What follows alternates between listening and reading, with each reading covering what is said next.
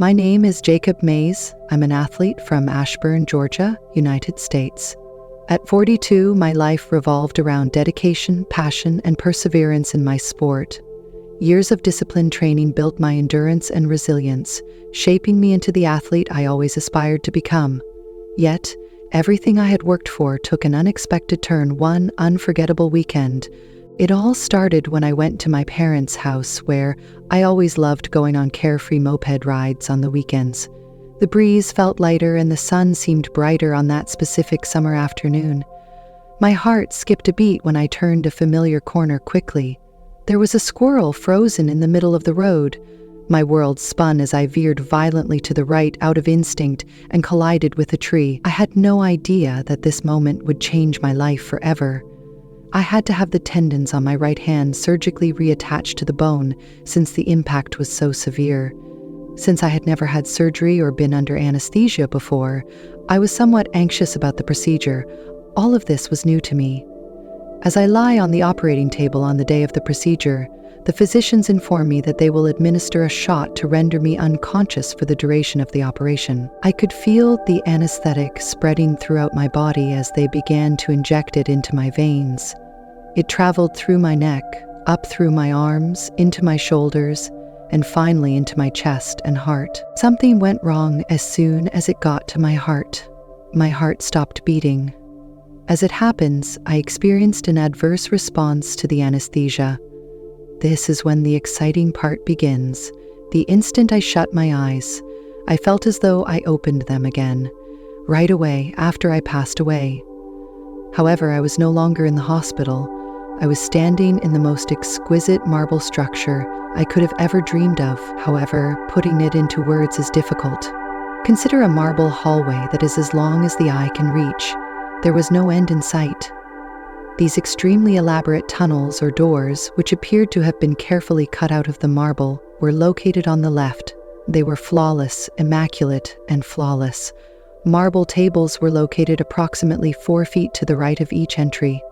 People may sit at either end of these square tables, which were surrounded by 4 benches. I never saw the person who was standing next to me during my entire near-death experience, but he was there and explained what I saw while speaking into my left ear. The woman at the table in front of his doorway then got up, approached him, grabbed his hands in hers and ushered him to the table across from her. She seemed to have been there to support him. Jesus then instructed me to observe the man's fate. As I watched, an amazing event happened.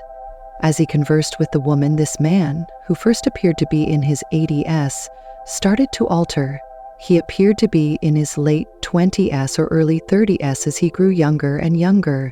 Jesus went on to say that the woman's role as an orientator was to remind people that they had just completed a lifetime and were now at home.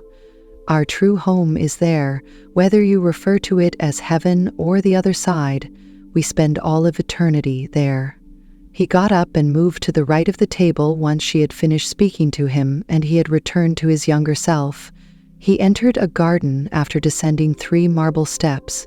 Although it's difficult to accurately describe, this garden was breathtakingly gorgeous. The trees, bushes, flowers, plants, and even the grass all appeared to be nearly living. I've never seen something like that on Earth. Many people were there to welcome him as he entered the garden. They were embracing him, kissing him, congratulating him on his excellent work, and letting him know that he was back at home.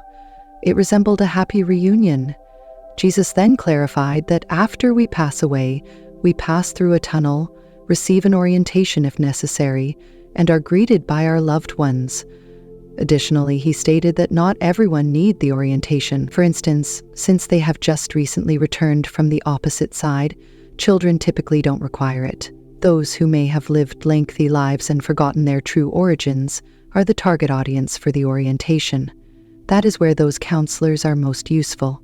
After that, Jesus led me to several locations across the opposite side. The first was a structure with white columns that resembled a Greco-Roman building. It had a dome on top and was round. Jesus then explained to me that this is where we make life plans. According to him, we all go through a planning process before we are born, working with our primary guiding principles. This demonstrated to me that life is more than a chance encounter. Every lifespan we have has a reason and a purpose. There were 2 scrolls on a table inside the structure. The ribbons of the 2 were red and blue, respectively. Jesus clarified that everyone possesses these scrolls, which are where we write the key moments of our lives. These scrolls include details regarding our future living arrangements, personalities of our parents, whether we will attend school or college, our career path, and whether we will have a lot or little money. On these scrolls, everything is ready in advance. I opened my blue scroll and attempted to read it, but it immediately folded back up. Jesus then informed me that I couldn't read it till the end of my life. Jesus went on to say that we forget it because we wouldn't be putting ourselves to the test if we knew what we were meant to do. On the other hand, everything is lovely and flawless, making it difficult to experience learning something new. We come to Earth to grow and learn things that we cannot in the ideal environment on the other side, he added. The biggest skyscraper I had ever seen was the next location Jesus led me to. It was a huge, exquisite, and elaborate library. People were searching for books while strolling around and seated at tables and chairs. There was a lot going on. Jesus then showed me many parts. Study rooms were located on the library's left side. I noticed a woman in one of them, watching what appeared to be a flat-screen television. About 200 years ago, she was witnessing a conflict between Native American Indians and American cavalry. Then I questioned Jesus. Why is there a video of what happened long ago that we don't have? He said that God records everything that happens to us on earth. Any historical period, anywhere, at any time can be examined in the past to determine what actually transpired. And more than that, we don't just sit around playing harps on the other side, Jesus clarified. In fact, we attend lectures, concerts, libraries, and classes. Learning and development are the main concepts of the opposing side. In the afterlife, people who enjoy learning and developing still do so. Jesus then demonstrated to me that you can do more than merely observe occurrences. On the opposite side, you can truly enter a living history. He clarified that there is a location where you can enter historical events and have a first-hand look at the sights, sounds, emotions, and everything else, similar to the virtual reality that we already use. Any historical event, or even your own early years, might be used for this. It's comparable to Star Trek's holodeck, where you can travel back in time and see anything you'd like.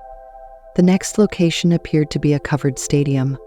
I discovered it was a huge planetarium with thousands of seats as soon as I entered. When we got there, it was deserted, but I heard someone tell me to take a seat so I could enjoy the performance. Then it began by displaying every planet in our system, including Uranus, Jupiter, Mars, Saturn, and so on. The voice said, "When you look at the stars, this is what you see," alluding to our Earth-based perspective of the cosmos. "When we look at the stars, this is what we see," the voice stated after that. It was amazing. The number of distinct planets increased from hundreds to thousands to hundreds of thousands. They came in a variety of hues, including orange, red, green, blue, and brown. According to the voice, there is a lot more life in the universe than humans could possibly comprehend. And this is what truly astounded me. There are other places on Earth where humans can live forever. Jesus clarified that humans came to Earth because it is the hardest world of all. It seems that all of these other planets lack the negative qualities that we encounter on Earth, such as death, illness, accidents, wars, starvation, and corruption. Here, the worst things happen so we can learn swiftly. We reach a location like this in order to quickly progress our spirits, where occasionally it seems like everything is really difficult and heavy. It gives perspective to this life. Our experiences here may be more bearable if we can remember that Earth is a training ground where we come to learn, and the other side is our true home. After that, he led me to a stunning beach. This was just one of the many oceans on the other side, he continued. No matter where you stood, you could see the ocean floor because the water was so pure and blue, and the beach was immaculate white. It was really wonderful. I wanted to dive right in and swim in the lukewarm water. It was more gorgeous than any beach I've ever seen on Earth. And there were palm trees, Jesus led me to a meadow with lovely rolling hills after the beach. Jesus stated that every animal we have ever loved is on the other side, as I observed animals descending down from the hill as we stood there. 2 of my cats and 2 of my dogs were running down the hill when I saw them. Jesus then explained to me that all of the animals play together until their earthly loved ones cross over and return to collect them. I burst into tears. The sense of affection was so intense. It was quite touching to know that they were all there, playing together, joyful and free from illness or disease, waiting for us. Jesus then led me to a structure that resembled a theater. A screen appeared as soon as we sat down. Jesus clarified that you might view how many previous lives you've lived in this screening chamber for former incarnations. And Jesus revealed to me 3 of my previous incarnations. In one, I was a monk who taught Buddhism to kids. In another, I was a wheelbarrow-wielding shoe repairman in an area with cobblestone streets. In the third, I was depicted as a fisherman in a tiny boat. I became aware that reincarnation is true as a result of this. I was able to identify myself, even though I didn't appear the same in these lives. The insight was profound. Because reincarnation, as I see it, is all a part of our soul's path of development and education. Every life has unique lessons and experiences to offer. The next location was a building that resembled a theater but had screens all over the roof. Then Jesus said that after death, this is where you go to look back on your life. When the screens turned on, I saw every aspect of my life as a child, playing, communicating with my parents, attending school, making friends, and more. Jesus clarified, you can see what you did well and what you would have done differently because of this. However, neither God nor you are subject to judgment. It's merely a chance to think and gain knowledge. Jesus clarified that following the review, you can return and examine the scrolls containing your life plan that we previously discussed. You can evaluate how your actual life aligned with your goals and objectives, and the objectives are really straightforward. It has to do with wanting to improve your patience, your ability to love your children, or your ability to be a better friend. When we first start living, we usually set very simple goals for ourselves. It offers a fresh viewpoint on the difficulties we have in life. And the last location he showed me was a castle. It was lovely, with stones and lovely flowers and plants outside, reminiscent of the castles found in England. Like in contemporary castles, there was red carpeting everywhere we entered. Life-size paintings of the royals, queens, kings, and princesses who had resided in that castle were displayed on the walls. The walls of the hallways were covered in these murals. And they did in fact fulfill a crucial function. There was a podium or lectern with a book on it next to each painting. The person in the painting's whole life was documented in these volumes, everything you could think of. Their ideas, their early life experiences, and even the discussions they had with other castle residents. You could visit this castle, read his book, and discover everything there is to know about, say, King George. It was also really detailed. It even covered the choices they made regarding war and the management of their populace. The books demonstrated whether they were genuinely assisting their people or were acting selfishly.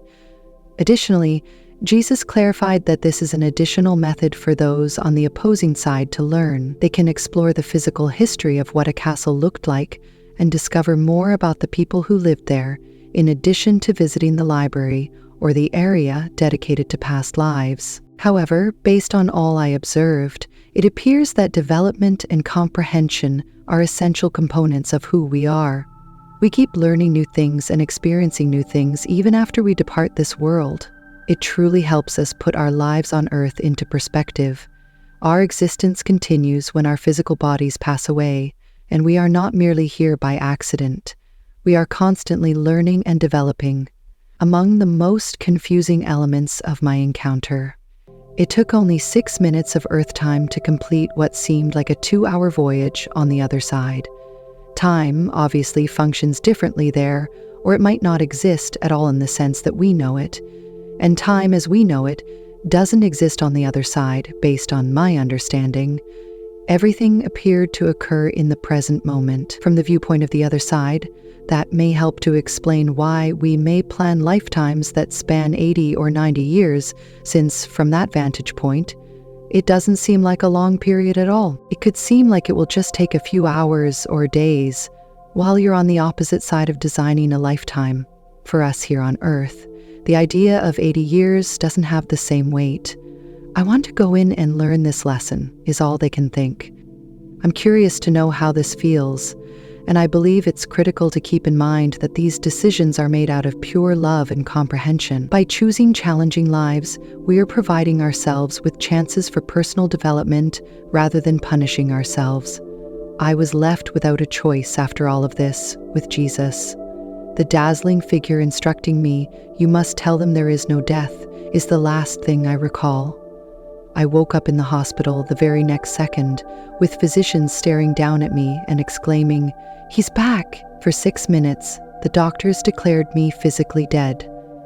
I still find it difficult to understand how I could have gone through so much in what felt like hours when I had only been on this planet for 6 minutes. About 2 weeks passed before I finally began to make sense of what I had gone through. I searched libraries for literature about near-death experiences, but at the time, not many were available. After discovering a couple, I started to come to terms with the fact that I had actually had a near-death experience. At the time, Raymond Moody's book, Life After Life, was published. The idea was not as widely recognized as it is now. As I tried to make sense of what had occurred to me, I felt somewhat alone. Every element of my life has been significantly impacted by the occurrence. The most obvious result was that I no longer feared dying. It is immensely reassuring to know what is beyond, that our loved ones are there, and that we are still developing and learning. My appreciation for life and the experiences we have here has significantly increased, even the difficult ones, since I recognize that they present chances for development. As I was told to do, I also feel a great sense of purpose in telling others about my experience. Based on my personal experience, I believe that we select particular obstacles or challenges in our lives in order to develop and learn. Giving oneself the chance to grow spiritually is more important than punishment or negative karma. Sometimes these events are difficult for us to understand from an earthly standpoint, but from another perspective, they are viewed differently. They are seen as chances for significant development, not only for ourselves, but also for those around us. For instance, a soul may decide to go through a catastrophic sickness to teach others bravery, to motivate others, or to provide their loved ones with an opportunity to learn about compassion and caring for others. I am aware that many individuals find it difficult to embrace this idea, particularly those who are experiencing pain. However, it is not intended to lessen anyone's suffering or anguish. These are actual events that are frequently very challenging. The important thing is to keep in mind that these difficulties were viewed as chances for spiritual development from the soul's point of view before to entering this existence. However, it's normal and acceptable to find these experiences challenging once we're here, going through them. According to what I now know, Earth is special in the range and magnitude of the difficulties it poses. We have everything from natural calamities to man-made conflicts, from physical illnesses to psychological traumas. This degree of dualism and strife is absent from other worlds or planets. And, as I mentioned before, the primary motivation for traveling to Earth is the possibility of experiencing quick spiritual development. We have the chance to learn and develop more quickly because of the difficulties and duality we encounter here. The contrast between happiness and sadness, love and fear, peace and strife. It's similar to opting for a demanding, intense course over a more relaxed one. You may face greater challenges, but you will also develop faster. One of the most important aspects of our soul's journey appears to be the life review. It's about learning and comprehending, not passing judgment. We are able to observe not only what we do, but also how it affects other people. We view the world through the eyes of others. This profound comprehension aids in our development of wisdom and empathy. The decisions we make when preparing for our next incarnation are probably influenced by the understanding I obtained from the life review. In our future existence, we can decide to concentrate on the lessons we didn't fully understand or the areas where we suffered. Similar to the animals that I saw were joyful, healthy, and vibrant. They were living, breathing beings, not merely memories or shadows. I had a really emotional experience when I saw my own pets. On the other side, it appeared that the connection between people and their animal companions persisted. It was obvious that the animals I saw were anticipating their human loved ones. However, they were playing with other animals and were happy and content rather being depressed or lonely. Now, on the other hand, the library I observed appeared to be an essential component of the educational process. It's about genuinely comprehending other people's experiences throughout history, not just about learning information. Being able to use something like the holodeck to not only read about events but also experience them personally makes me wish I had a better perspective on other planets. But I know they have different experiences and lessons to teach us. Some may prioritize spiritual knowledge, others emotional development, and yet others academic advancement. Earth appears to be special in that it provides a vast array of challenges and experiences in one location. It truly broadens our perspective on the potential paths our souls may go, discussing time disparities. As far as I could determine, there is no such thing as time on the other side. Every event appeared to take place in the eternal present. From the viewpoint of the other side, it may seem like a quick but intense learning experience, which could help to explain why spirits are willing to incarnate into what we consider long lifetimes. It might provide an explanation for why our souls may select difficult life situations that appear overwhelming to us on Earth. The concept of 80 or 90 years doesn't carry the same weight for someone planning their lifetime as it does for those of us on Earth. All of their thoughts are focused on the experiences and lessons they hope to gain. My understanding has been totally altered by this entire experience. I no longer have any fear of dying. Actually, I'm excited to get back to that place of love and comprehension. However, I also have a great deal of gratitude for this existence and the chances it offers for development and education. I now make an effort to view every day as a chance for development and education. Knowing that life's obstacles are a necessary part of my soul's journey has made me more tolerant with them. Additionally, I have a tremendous sense of purpose when I share my story with others because I want them to realize that life is about so much more than this physical existence. As I conclude, I would like to address everyone in attendance. Always keep in mind that you are more than your physical form. You are a soul that never dies and is constantly evolving and learning. Your life's obstacles present chances for spiritual development. Most importantly, life continues after death. It's a return to our real home, where we are encircled by affection and carry on with our educational and developmental path. Last but not least, what we think is our burial may actually be our planting, prepared to blossom into something lovely. God bless you all, and thank you.